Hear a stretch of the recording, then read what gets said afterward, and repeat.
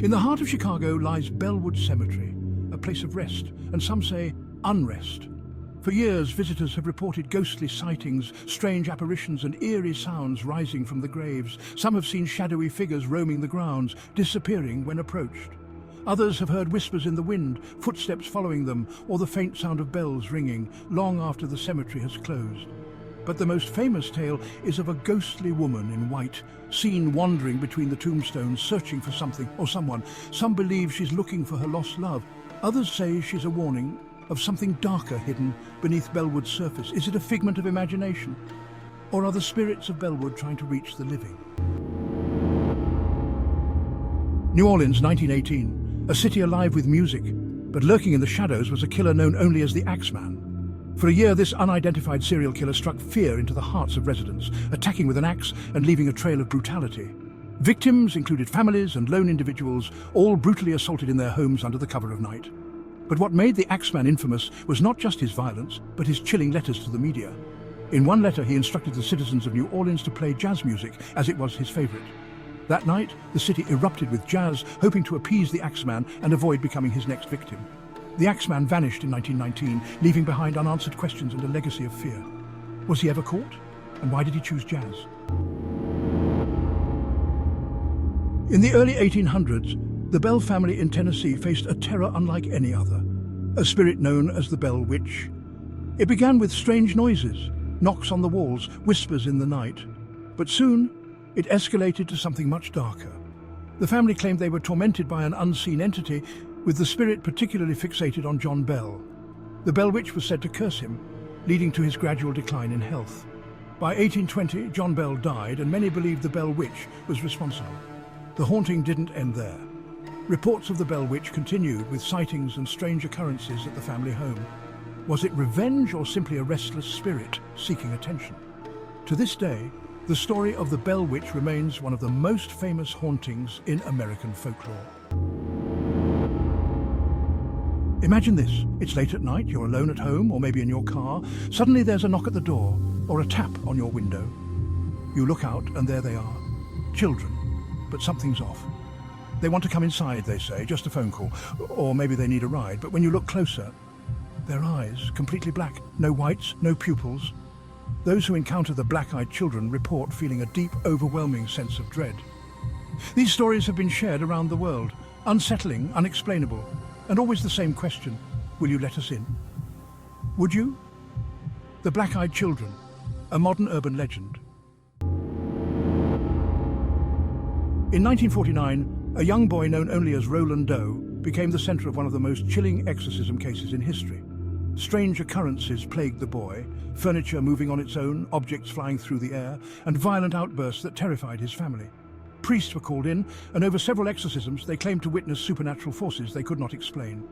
Roland's body convulsed, his voice changed, and mysterious marks appeared on his skin. His family was convinced it was the work of a demonic entity. After weeks of battle, the exorcisms finally came to an end, but the events left a lasting impact on all involved. This real-life exorcism would inspire one of the most famous horror stories ever told, The Exorcist. Though Roland's identity remains secret, his story lives on in legend and in the world of horror. In 1959, a group of 9 experienced hikers set off into the Ural Mountains of Russia, but none of them would return. They never expected their trip to become one of the most chilling mysteries in history. Their tent was found ripped open from the inside. What followed shocked investigators. The bodies of the hikers scattered across the snow. Some had severe skull fractures, others were missing their eyes and tongues. Their injuries couldn't be explained by the harsh elements alone, so what really happened? Was it an avalanche, a secret military experiment, or something far more sinister? More than 60 years later, their deaths remain a mystery. In 1897, in Greenbrier County, West Virginia, a young woman named Elva Zona Hiester was found dead. Her death was ruled natural at first, but her mother felt something wasn't right. And then Zona's ghost appeared. The ghost told her mother a chilling truth. She had been murdered by her own husband. Her husband, Erasmus Shue, had insisted that her death was an accident. But the ghost story convinced Zona's mother otherwise. In a remarkable twist, the mother's testimony about the ghost was used in court. When Zona's body was exhumed, it showed signs of strangulation. Her husband was found guilty of murder, and Zona's ghost had helped solve the crime. Was it the voice of a grieving mother, or the restless spirit of a murdered woman? Over 120 years later, the legend of Zona's ghost still haunts Greenbrier County. In 1912, the small town of Villisca, Iowa, became the site of one of the most brutal unsolved murders in American history. 8 people, 6 of them children, were found bludgeoned to death in their beds. The weapon, an axe found in the home. The killer vanished without a trace, and to this day, no one knows who committed the horrific crime. Despite several suspects and countless theories, the case remains unsolved over a century later. But some say the house is not empty. Visitors claim the spirits of the victims still linger, trapped by the violence that ended their lives. Doors slam, disembodied voices echo, and some have even seen ghostly figures of the children. What happened that night? Who was the killer? And is the house truly haunted? The Myrtles Plantation in Louisiana, one of America's most haunted homes. Built in 1796, this grand home holds dark secrets and chilling stories of those who never left. It's said the spirits of former slaves haunt these halls, their tragic past, forever tied to the land. But perhaps the most famous ghost is Chloe, a slave who legend says poisoned the plantation owner's family. Some say she was hanged, and her restless spirit still wanders the grounds. Chloe's ghost has been seen countless times, her face appearing in mirrors or lingering in the shadows. And it's not just her. The victims of an unsolved murder that took place on the property are said to roam the plantation, trapped between worlds. Photos have captured figures that weren't there, evidence, many say, of the restless souls still haunting this place. With over 12 documented ghosts, the Myrtles Plantation is not just a home, it's a portal to the past, where the spirits of the dead remain.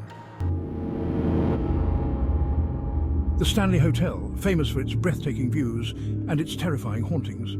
Built in 1909, the hotel gained legendary status when it inspired Stephen King's horror classic, The Shining. But the hotel's real hauntings are just as chilling. Room 217 is said to be the most haunted. Guests have reported strange occurrences, unexplained noises, flickering lights, and even ghostly figures appearing out of nowhere. The spirit of a former housekeeper is said to roam the halls, still tidying the room and folding clothes, long after her death. But she's not alone. Visitors have seen shadowy figures in the ballroom, heard children laughing in empty corridors, and felt cold hands on their shoulders. Are these just tricks of the mind, or the spirits of those who never checked out? From room 217 to the ballroom, the Stanley Hotel remains a hotspot for ghostly activity. An architectural maze and a haunted legend. Welcome to the Winchester Mystery House. Built by Sarah Winchester, widow of the rifle magnate, this bizarre mansion was constructed to appease restless spirits, those killed by the infamous Winchester rifle. After losing her husband and child, Sarah believed she was cursed, haunted by the ghosts of the victims who had died from Winchester rifles. To keep these spirits at bay, she began building and never stopped. For 38 years, the mansion grew, featuring over 160 rooms, secret passages, and staircases that led nowhere. Some say Sarah designed the house to confuse the spirits, hoping to escape their torment. But even today, the mansion is said to be haunted by the very souls she feared. Visitors report seeing ghostly figures, hearing footsteps in empty halls, and feeling an unsettling presence lurking behind every corner. Is it just an architectural oddity, or something far more sinister? In the heart of the Pine Barrens of New Jersey, a legend lurks, a creature shrouded in mystery and fear. The Jersey Devil, described as a winged beast with a goat-like head, has haunted these woods for centuries. With its piercing scream and shadowy figure, it's said to be responsible for unexplained events and disappearances. Sightings date back to the 1700s, with many claiming they've encountered this terrifying creature. From livestock deaths to strange noises in the night, locals have attributed countless eerie happenings to the Jersey Devil. But what is the truth behind this legend? Is it a figment of imagination, or something more sinister? Many still wonder. Would you dare to venture into its territory? Join the conversation in the comments. The Pine Barrens are waiting.